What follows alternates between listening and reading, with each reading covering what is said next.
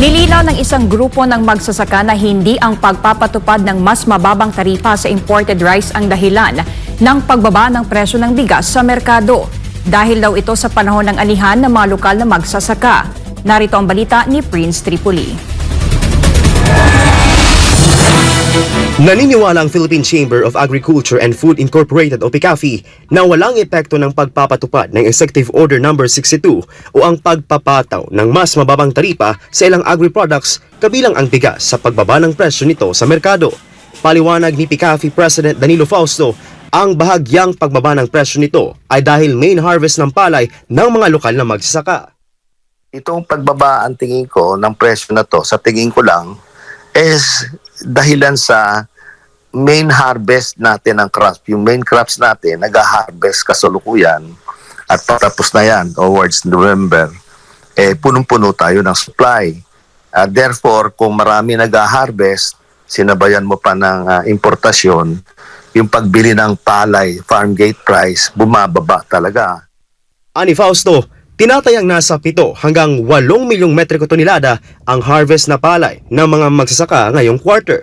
Sa kabilang banda, hindi umano ang consumer ang nakinabang sa pagtapyas ng taripa sa mga inaangkat na bigas. Yung nakinabang dyan sa taripa, ang tingin namin hindi ang consumer. Ang nangyari is nung malaman ng Vietnam at ng ating mga source ng palay o bigas, tinaas nila yung presyo nila dahil binaba natin taripa. Ang nakinabang dyan ang importers at saka yung mga suppliers. Hindi naman naipasa sa mga tao. Nanghihinayang naman anya ang kanilang grupo sa nawalang kita ng pamahalaan na dapat sana ay gagamitin bilang pangtulong sa mga lokal na magsasaka.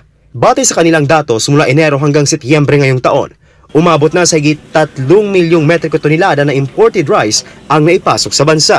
Samantala, hiniling naman ng PCAFI na ilabas agad ng pamahalaan ang kanilang review sa pagpapatupad ng EO No. 62 at kung mapapatunayan na wala itong epekto sa pagpapababa sa presyo ng bigas, ay ibalik na lang daw sa dating 35% ang taripa sa imported rice. Para sa Diyos at sa Pilipinas kumahal, Prince Tripoli, SMNA News. Inilabas na ng Department of Budget and Management o DBM ang nasa 9 na bilyong pisong pondo para sa palay procurement ng National Food Authority o NFA ngayong taon. Sa pahayag ng Department of Agriculture o DA, sapat ang pondo para suportahan ng mga magsasaka ngayong wet season, lalo na't kritikal na panahon ito sa kanilang hanap buhay. Sa tansya naman ng NFA, sa naturang pondo ay makakamit nila ang kanilang procurement goal na 6.4 million hanggang 8.7 million bags ng palay bago matapos ang taon. Hanggang September 25 ay nakabili na ang NFA ng kabuang 4 na milyong bag ng palay.